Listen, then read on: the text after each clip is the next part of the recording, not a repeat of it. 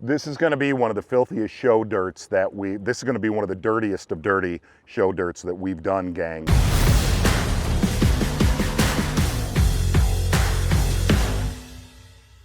It is something that I actually do seminars about and have grown up really learning throughout my teens and 20s, and that is the connection of bass to bluegills. That is all I'm looking for. All I'm looking for on all these lakes, whether it's here, doesn't matter where you're at, all I look for is pods of bluegills. If you start in pods of bluegills, somewhere you're gonna find the hunter. The wolf is close behind. Look, one of the things that we do when we go to a lake, a new lake that we've never been to, and I'm gonna talk to you about 2 shoots that we had that were lakes that we had never fished before in our life. We've never taped, never fished, period. One of the things we do when we go to a lake, you have a tendency as a bass fisherman to look where there's other bass fishermen. Don't do that. One of the things that I've really preached is when you go to a lake, look where the pan fishermen are. Look where the bluegill fishermen are at. Wow, they're crushing them. That's awesome. There's a good sign when kids are catching bluegills every cast off a dock. Because wherever you find bluegill on a natural, not even a natural lake, wherever you find bluegill across the country, you are going to find bass. There was one lake in particular so long ago, it was back when my goatee was black. We hit a little lake that had just had the grass sprayed. You all know this. It happens to your lake every single summer. They spray the grass, fishing sucks. So I'm going along, and you're catching one here, catching one there, and I'll never forget this.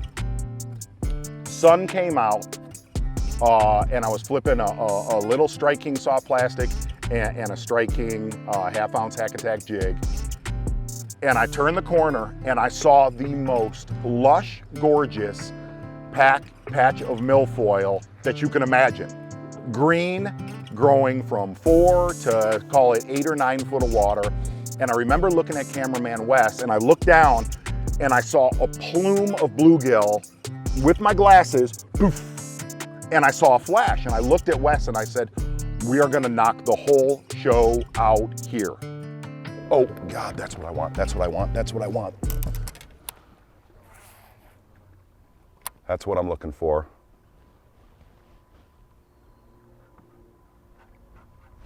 Gosh, that's it.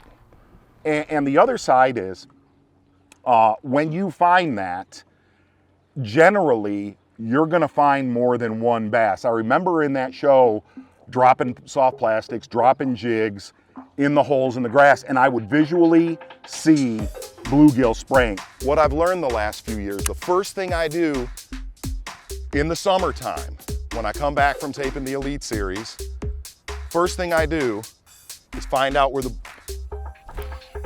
bluegill fishermen are. That's a good one right there, dog. That's a big one. I mean, that's a genuine melon head right there. Oh my gosh. Gosh. Gosh. How about that, dude? How about that? Is this happening right now? Is this look at how many houses are on this lake. Look at, welded to the bottom of the lake. That's a 5. That's a 5. We're gonna do a 25-pound bag on the show today, folks. Look at that. I've seen that in Alabama. I've seen it in New York, Minnesota. It's uncanny when you find the bluegills, how the bass follow them. And in that certain show, we were able to roughhouse with them. I was using big hooks, big line, crack them as hard as you can, high fives. And then there was another show I remember. I had heard about a lake on the west side of Minneapolis. Again, it was sight unseen. We launched the boat, just turned the cameras on. And I left the boat ramp and I think there was, and I can't recall this, but I remember 2 or 3 guys in a bluegill boat, right? This is all I did growing up, is look for those guys right there. When you find those guys, they show you where the bluegill are. You will find absolutely what Ooh. And that is the exact lesson of this show dirt to take from this, is when you go to a lake you've never fished before, look for those guys in that little 10, 12, 15-foot aluminum that are bluegill fishing. That show was like National Geographic. I remember laying the boat down. And I casted a swim jig. And to me, a swim jig is one of the best bluegill imitators on planet Earth. I was throwing, I think it was a 3/8 ounce hack attack swim jig. I can't recall, it might have had a Rage Craw trailer or a Menace trailer. It was the first cast of the show. Clicked my reel handle, got them. You just have to find out the predominant depth that those bluegill are in, that they're using. You know, that's the only thing I'll look for this morning. There he is.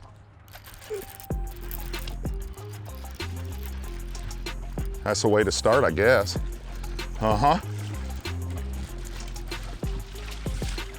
Okay.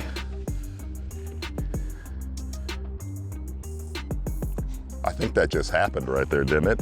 The main thing that I hunt for when you find the deal, those bass will literally spend their whole summertime chasing bluegills down. They're preyed upon until they either outgrow the size a bass could eat or they're eaten. See that? Up, up, up, up, up, up, up, up, up. Bluegills. All bluegills suspended. And the way that that bass bit that swim jig, I had a pretty good vibe that there was a heck of a lot more bass there. The surface became alive with bluegill, little, call them 3 to 6 inch bluegill, and the wolves were underneath. There he is.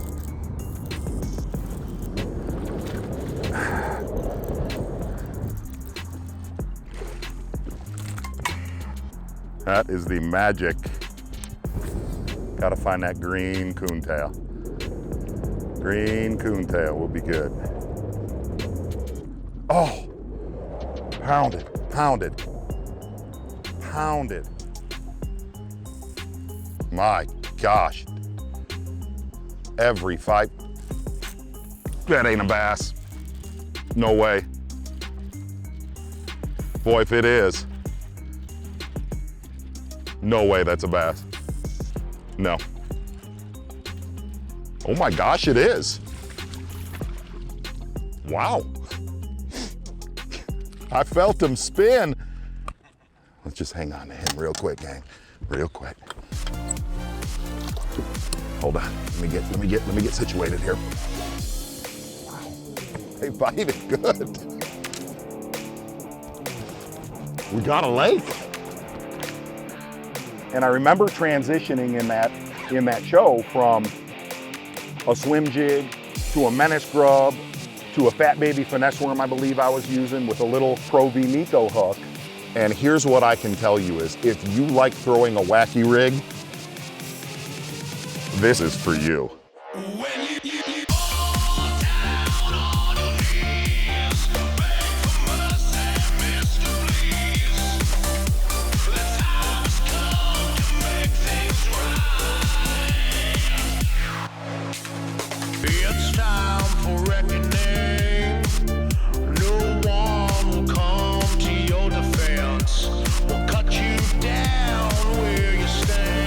Look, when I was growing up, and actually I did an article, is I always heard, find the bait, find the bass. We've all heard that, right?